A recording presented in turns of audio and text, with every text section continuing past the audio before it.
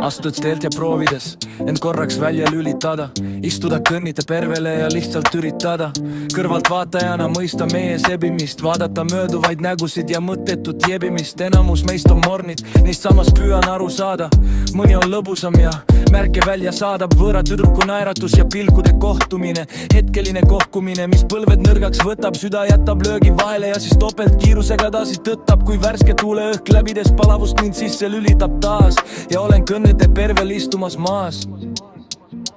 Loomatult seisma jäädagi võin, põhjatult täistaval oleks kui võim mind hüpnotiseerida, suudamata end positsioneerida keset päikesesüsteeme ja galaktikaid, mil läbivaid külmavärinaid, miski nagu räägiks minuga, igal neid ritkuma verstaks, tulmed nõrgas seis kui aeg ja hetk kestab.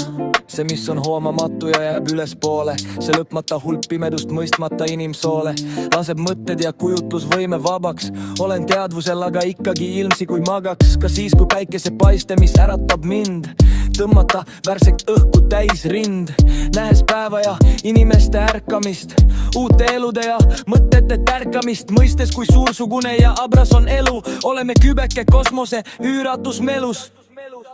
Loomatult seisma jäädagi võin, põhjatult tähistaval oleks kui võim mind hüpnotiseerida,